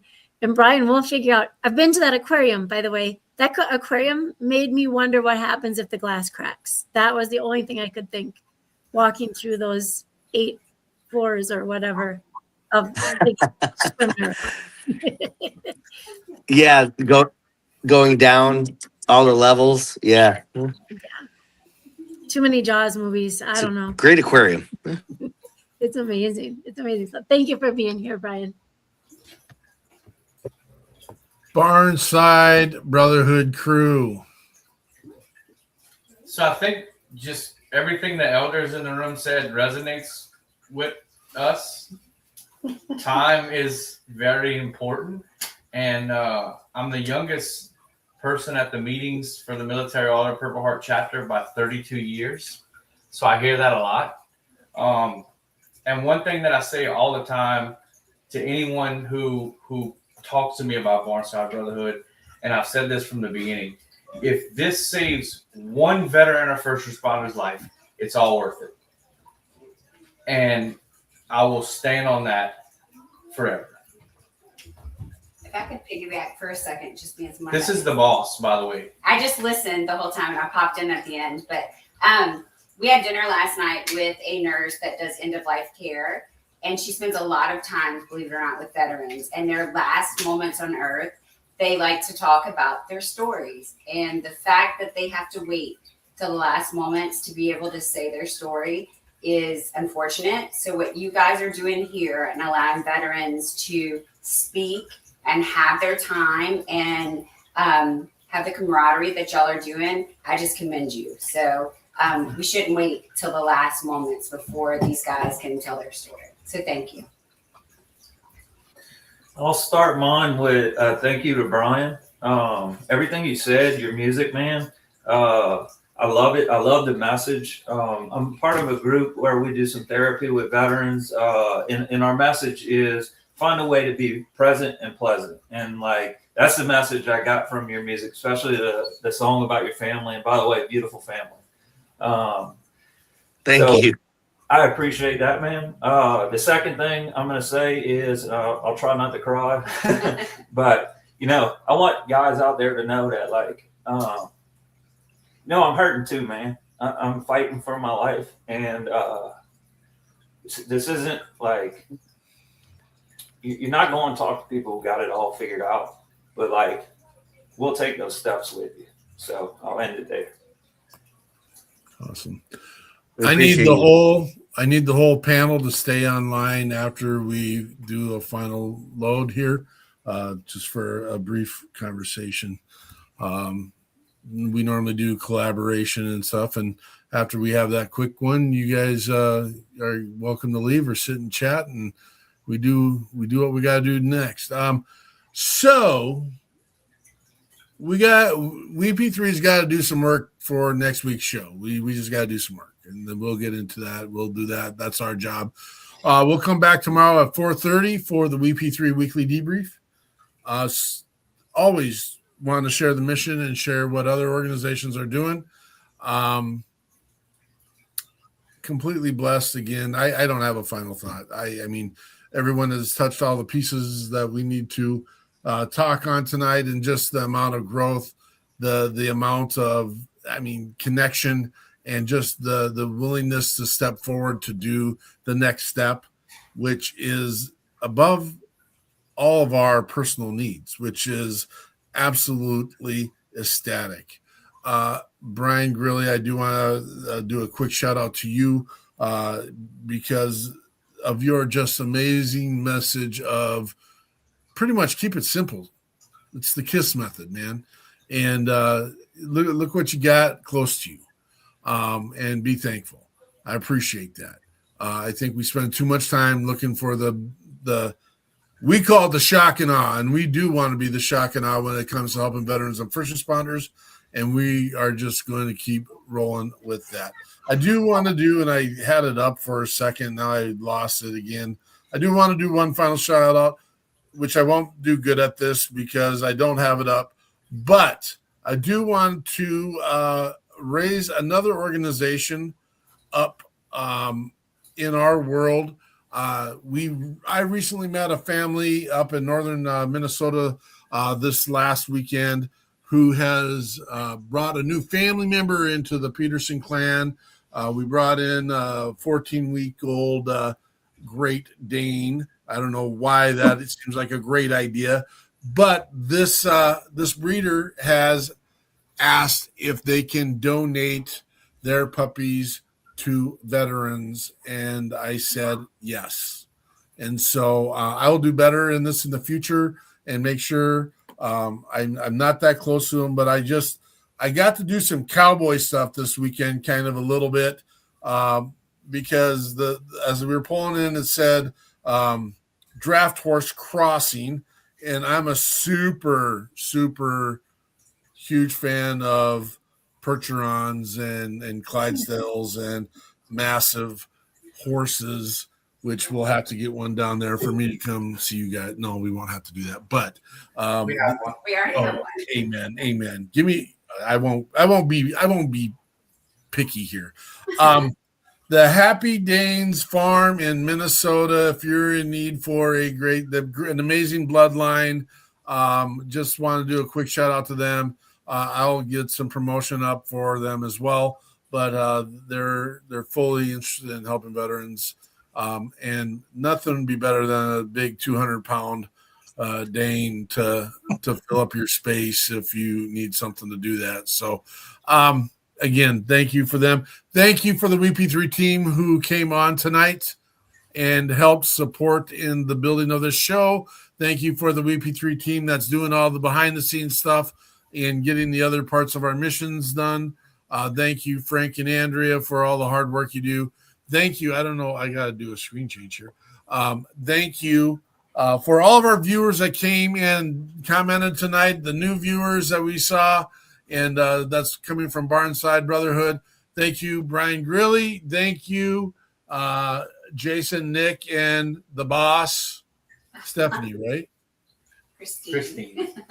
Christy, sorry. Thank you. We've been blessed.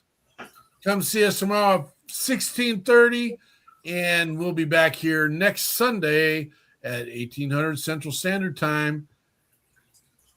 Go check your 6. It's important, folks. Patriot Pride.